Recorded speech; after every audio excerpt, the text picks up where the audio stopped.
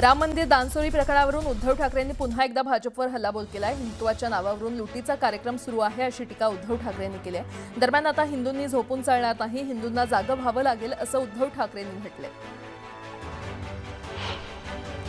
सुनेनं केलेल्या आरोपात काहीही तथ्य नसून या आरोपांमागे षडयंत्र असल्याचा दावा माजी खासदार विनायक राऊत यांनी केलाय। काही वर्षांपूर्वी सुनबाई घर सोडून गेली, यावेळी तिच्याजवळ असलेलं स्त्रीधनही सोबत घेऊन गेली, पण घटस्फोटाचा खटला दाखल केल्यानंतर 12.5 कोटींची मागणी केली। ती मागणी मान्य न केल्यानंच सुनेनं कुटुंबावर खोटे आरोप केल्याचं राऊत म्हटलंय। आमिर खानचं तिसरं लग्न नुकतंच पार पडलं, यावरून भाजप नेते नितेश राणे यांनी जोरदार टीका केली आहे। आमिर खान हा लव्ह जिहादचा ब्रँड अँबॅसेडर बनत असल्याचा टोला राणे यांनी लगावला। आमिर खानचे मोदींसोबत अनेक फोटो आहेत, आमिर खान आणि मोदींची मैत्री आहे असं आदित्य ठाकरे म्हणाले। दरम्यान राम मंदिरातील दानचोरी भाजपनं नेमलेल्या ट्रस्टीनं केली आहे, हा कोणता जिहाद आहे असा सवाल देखील आदित्य ठाकरेंनी विचारलाय। आमिर खाननं तिसरं लग्न केलं, मग तुम्ही चौथं लग्न करा ना, तुम्हाला कुणी थांबवलंय असं म्हणत वारिस पठाण यांनी नितेश राणेंना टोला लगावलाय। तर आंतरधर्मीय विवाह यापूर्वी झालेला नाही का असा सवाल देखील त्यांनी विचारला। धान बोनसच्या प्रतीक्षेत असलेल्या शेतकऱ्यांना लवकरच बोनसची रक्कम मिळणार आहे अशी माहिती प्रफुल्ल पटेल यांनी दिली आहे। मुख्यमंत्री देवेंद्र फडणवीस यांच्याशी वैयक्तिक चर्चा केल्याचंही पटेल यांनी सांगितलं। नागपूरच्या रामनगर राम मंदिरात उद्धव ठाकरे 18 जुलैला रामरक्षा पठण आंदोलन करणार आहेत, यावरून आता राजकीय वातावरण तापण्याची शक्यता आहे। ज्या मंदिरात उद्धव ठाकरे आंदोलन करणार आहेत त्या मंदिराचे मुख्यमंत्री देवेंद्र फडणवीस हे आजीवन सदस्य आहेत, त्यामुळे मंदिर प्रशासन परवानगी देतंय का हे पाहणं महत्त्वाचं ठरणार आहे। मिरज पंचायत समितीच्या नूतन इमारतीच्या श्रेयवादाच्या राजकारणावरून 2 वेळा उद्घाटन कार्यक्रम पार पडला।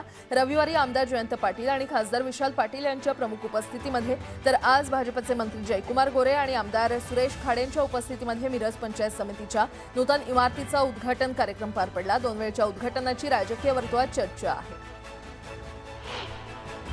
अनेक नगरसेवक, माजी आमदार आणि महाविकास आघाडीचे आमदार आमच्या संपर्कात असल्याचं सूचक वक्तव्य उद्योगमंत्री आणि शिवसेनेचे नेते उदय सामंत यांनी केलंय। त्यांच्या या विधानामुळे राजकीय वर्तुळात चर्चांना उधाण आले। अभिजित दीपके आणि सोनम वांगचुक यांच्या दिल्लीतल्या आंदोलनाला उद्धव ठाकरेंनी पाठिंबा जाहीर केलाय। केंद्र सरकार अतिशय असंवेदनशील असल्याची टीका ठाकरेंनी केली आहे। धर्मेंद्र प्रधानांचा राजीनामा घेण्यात कमीपणा काय आहे असा सवाल ठाकरेंनी विचारलाय। राणेंचा नेहमी तिरस्कार करणारे स्वतःच हिट विकेट झाले असं म्हणत आमदार निलेश राणेंनी माजी खासदार विनायक राऊतांवर नाव न घेता टीका केली आहे।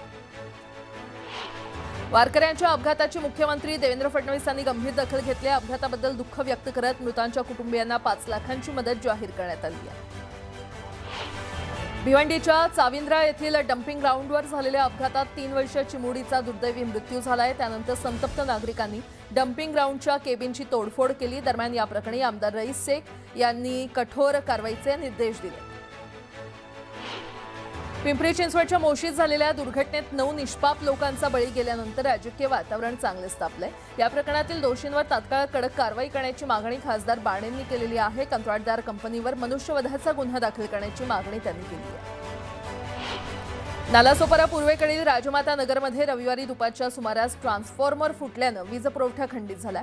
त्यानंतर स्थानिक नागरिकांनी नगरसेविका प्रज्ञा पाटील यांच्याशी संपर्क साधण्याचा प्रयत्न केला, मात्र त्या यावेळी मुंबईमध्ये असल्याचं सांगण्यात आलं आणि त्यानंतर संतप्त नागरिकांनी त्यांच्या विरोधात घोषणाबाजी करत गो बॅकचे नारे दिले। जयंत पाटील यांनी माझ्या नादी लागू नका, जर मी उलटा फिरलो तर तुम्हाला सुद्धा नीट सोडणार नाही। भाजप आमदार सुरेश धस यांनी जयंत पाटील यांना हा इशारा दिलाय। बोगस बियाण्यामुळे सोयाबीन न उगवल्यामुळे नवनीत राणांनी शेतीच्या बांधावर जाऊन पाहणी केली। बोगस बियाण्यांचा पुरवठा करणाऱ्या कंपन्यांना ब्लॅकलिस्ट करा अशी मागणी नवनीत राणांनी केली।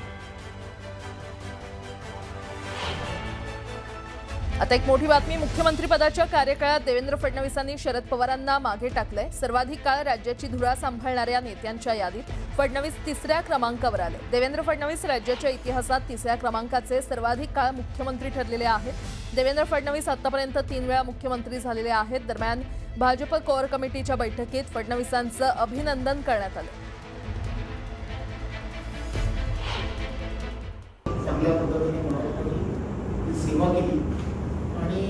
याबरोबरचे जेवढे मुख्यमंत्री यांचा कार्यकाळ जो होता प्रत्येक जण आणि त्यांचा असणारा कार्यकाळ त्यांची असणारी टोटल या सगळ्यांची व्हिडिओ पाहतो त्यावेळेला शरद पवारांचा जो कार्यकाळ होता त्या कार्यकाळापेक्षा 4 दिवस आता जास्त पुन्हा एकदा बातम्या पाहूयात वेगवान स्वरूपात. चेंबूरमध्ये शाळेच्या बसवर झाड कोसळल्याप्रकरणी चौकशी समितीनं अहवाल सादर केलाय. उद्यान विभाग आणि रस्ते विभागाचा थेट दोष आढळला नसल्याचं अहवालात नमूद करण्यात आलंय.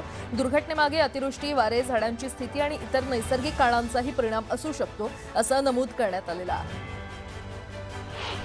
मुंबईत झाडं पडून अनेकांचा बळी गेलाय. झाडपडीच्या या घटनांना मुंबई महापालिका आणि उद्यान विभाग जबाबदार असल्याचा आरोप मनसेच्या संदीप देशपांडे यांनी केलाय. या संदर्भातले पुरावे देखील संदीप देशपांडे यांनी सादर केले. कोल्हापूरच्या अंबाबाई मंदिरात नूतनीकरणाचं काम सुरू असताना मोठी गळती झाली आहे. मंदिरातील खांबाच्या मधून मोठी गळती होते आणि त्यामुळे मंदिरात पाणीच पाणी झालंय. या संदर्भातला व्हिडिओ व्हायरल झाल्यानंतर काम निकृष्ट झाल्याचा आरोप केला जातो.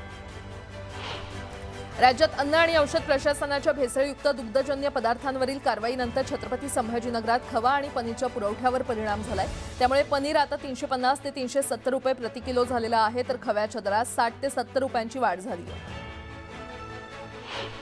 छत्रपती संभाजीनगरमध्ये एफडीएनं मोठी कारवाई केली आहे. या कारवाईमध्ये 2.93 कोटींचा खाद्यतेल साठा जप्त करण्यात आलेला आहे. या कारवाईमध्ये 2 कंपन्यांचे परवाने तात्काळ निलंबित करण्यात आलेले आहेत. एफडीएनं दूध खरेदीसाठी लागू केलेल्या नव्या फॅट आणि एसएनएफ निकषांमुळे राज्यातील लाखो दूध उत्पादक शेतकऱ्यांवर संकट ओढवू शकतं, अशी चिंता माजी मंत्री दिलीप वळसे पाटील यांनी व्यक्त केली आहे. निकष पूर्ण न करणारे दूध डेअरींना स्वीकारता येणार नसल्यानं दूध संकलनावर मोठा परिणाम होण्याची शक्यता व्यक्त केली जाते. दूध भेसळ विरोधी कारवाईमुळे चर्चेत असलेले एफडीए आयुक्त तुकाराम मुंढे यांना पंढरपूरच्या विठ्ठलाच्या शासकीय महापूजेचा मान द्यावा, अशी मागणी शिवसेना नेते विजयसिंह शिंदे यांनी केली आहे. मंचर इथे आयोजित दूध भेसळ विरोधी एल्गार मेळाव्यात बोलताना त्यांनी ही मागणी केली. राज्यात पुढील 5 दिवस कुठल्याही पावसाची शक्यता नाहीये. वातावरणात असा कुठलाही बदल दिसून येत नाही, अशी माहिती पुणे वेधशाळेनं दिली आहे. त्यामुळे शेतकऱ्यांच्या चिंतेत भर पडली आहे. गेल्या आठवड्यातील मुसळधार पावसानंतर मुंबईत अनेक ठिकाणी झाडं कोसळल्याच्या घटना घडल्या. यामध्ये काही नागरिकांचा जीवही गेला. याच पार्श्वभूमीवर आता धोकादायक झाडांवर महापालिकेकडून पोस्टर लावण्यात आले. सह्याद्रीमध्ये झालेल्या मुसळधार पावसामुळे जुन्नर तालुक्यातील वडस धरण पूर्ण क्षमतेनं भरलेलं आहे. 1.17 टीएमसी क्षमतेचं धरण ओव्हरफ्लो झाल्यामुळे जुन्नर आणि आंबेगाव तालुक्यातील शेतीच्या पाण्याचा प्रश्न सुटण्यास मदत होणार आहे. पावसाळा सुरू होऊन तब्बल 1 महिना उलटून गेलाय, तरी देखील पावसानं परभणी जिल्ह्याकडे पाठ फिरवलेली आहे. अनेक भागातील पेरण्या देखील पूर्ण होऊ शकलेल्या नाहीत. अशातच ऐन पावसाळ्यात पिकं वाचवण्यासाठी स्प्रिंकलरचा वापर करण्याची वेळ शेतकऱ्यांवर आली आहे.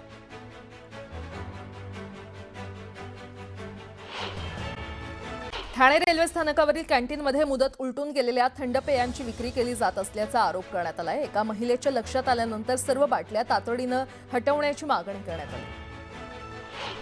पालघरच्या मनोर येथील विश्वकर्मा इमारतीच्या तळमजल्यावरील 18 ते 20 मीटर बॉक्सला अचानक आग लागली. आगीच्या घटनेमुळे इमारतीतील नागरिकांमध्ये भीतीचं वातावरण पसरलंय.